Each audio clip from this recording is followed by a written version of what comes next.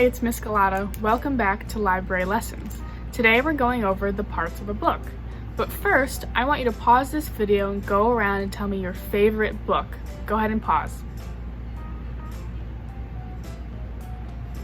Those are all amazing books. Some of my favorite books are the Magic Treehouse books, and today we'll be looking at Stallion by Starlight, among others.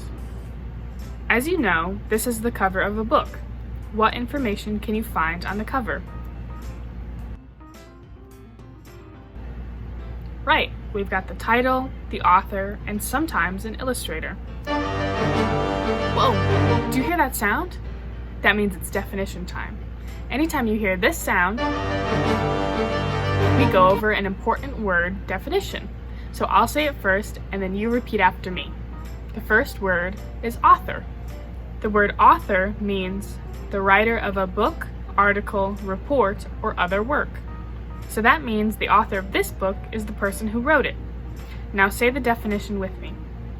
The writer of a book, article, report, or other work. Next up is the word illustrator. Illustrator means a person who draws or creates pictures for books, magazines, and other work. Now say it with me.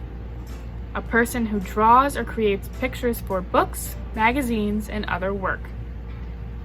Great job! I'm sure some of you probably already knew the definitions to these words, but it's always good to refresh your memory. Even I forget definitions sometimes. Now let's go over the title page and the copyright page. Do you know where to find these? They are on one of the first pages of the book. The title page is almost always on the right, and the copyright page is on the back of that page. These pages show you the full title, author, illustrator, the year of publication, and the publisher. Who is the publisher of Stallion by Starlight? Random House in New York, right. What year was it published? You may have to flip the page to find this. It's small text, but it's there. 2013, right. Next up is the table of contents. What does this page tell us?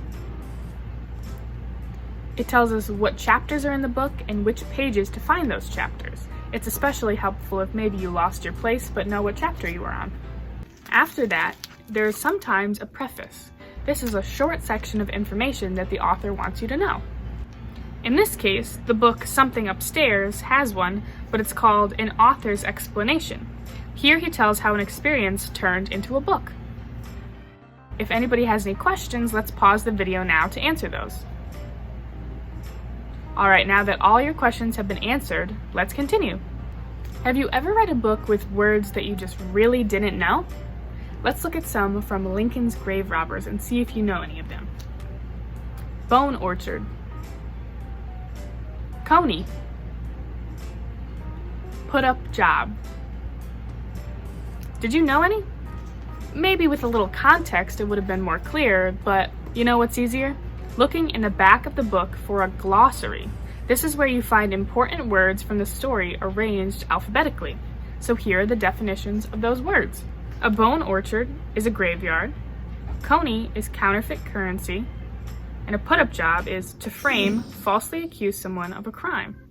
I wouldn't have known any of those words if it wasn't for the glossary. Last but not least on our list is the index. This is an alphabetical listing of key subjects discussed and where in the book you can find them. Let's say we wanted to look up more about counterfeit currency and an example of it. This says we should go to page 24.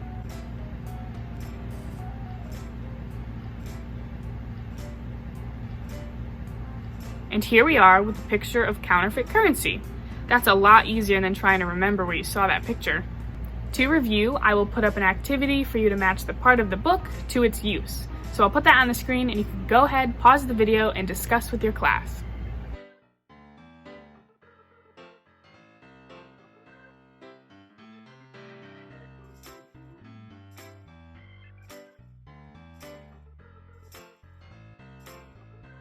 Now that you are pros at finding the different parts of a book, you could go home and show off your skills. I'm Miss Galata, and thanks for joining me on this episode of Library Lessons. I'll see you next time.